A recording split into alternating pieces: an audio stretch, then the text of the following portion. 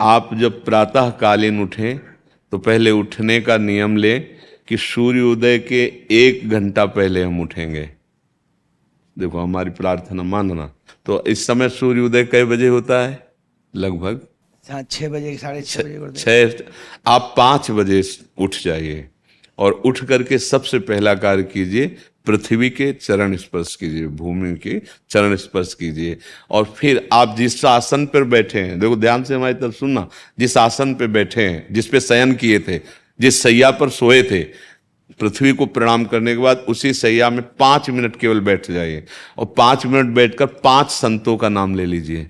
जैसे हम लोग श्री स्वामी हरिदास जी की जय, हरिवंश महाप्रभु की जय, हरिराम व्यास जी की जय, नागरीदास जी की जय, श्री ध्रुवदास जी की जय, पांच पांच संतों के नाम याद कर लीजिए।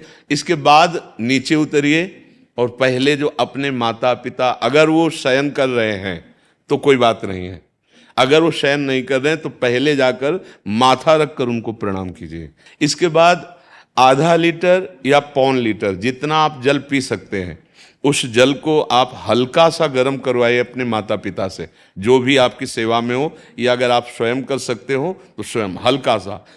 अगर 500 ग्राम पी जाए तो और अच्छी बात है, और इससे ज्यादा पी जाए तो अच्छी बात है।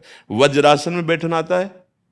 वज्रासन जानते हो आप लोग? देखो वज्रासन, वो देखो बैठ रहे हैं, ये दोनों पैरों को ऐसे करके इसमें, इससे बैठकर जल पिया जाए। ये आपके ब्रह्मचर्य की रक्षा करेगा, कब्ज नहीं होने देगा और आपके मस्तिष्क की गर्मी को ठंडा करेगा।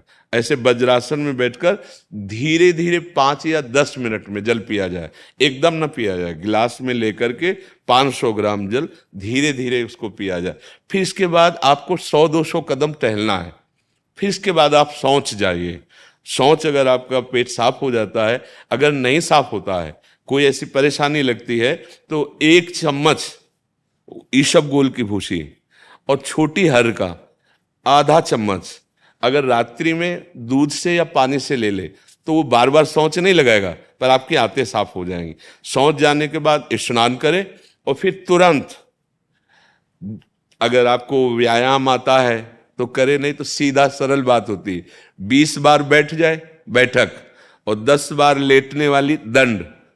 और इसके बाद जो अनुलोम विलोम, जो इससे खींचे इसे छोड़ दे, इससे खींचे इसे छोड़ दे, इसके बाद दोनों हाथ ऐसे करके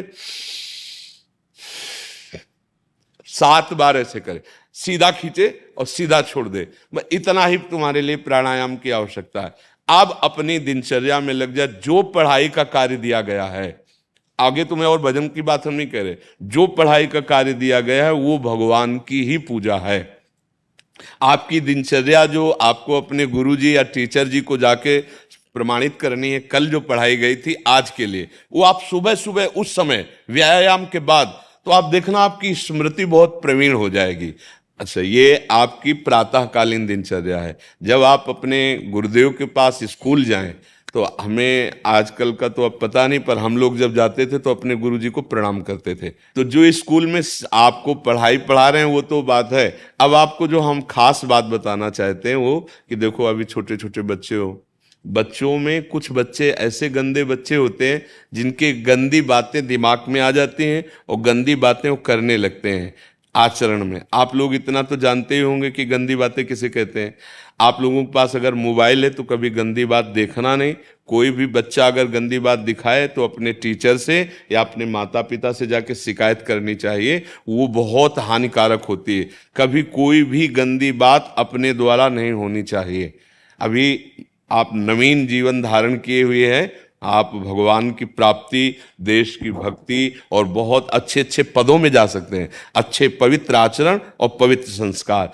ब्रह्मचर्य के लिए गंदे बच्चों का संग त्याग करना, गंदी कोई ऐसी हरकत सिखावें या बात सिखावें तो उसको सुन करके छुपा नहीं लेना, तुरंत अपने टीचर से बताना या अपने माता पिता से बताना, और ऐसे बच्चे का कभी संग नहीं करना। और रात्रि के सोते समय ये जरूर ध्यान देने वाली विशेष बात है।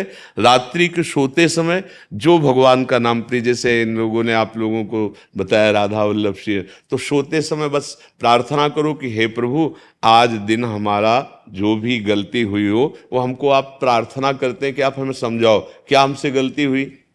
अगर पूरी दिनचर्या में ऐसा लग रहा है हमसे कोई गलती नहीं, तो भगवान सुबह से अभी तक हम सोने जो जा रहे हैं ये पूरा समय आपको समर्पित।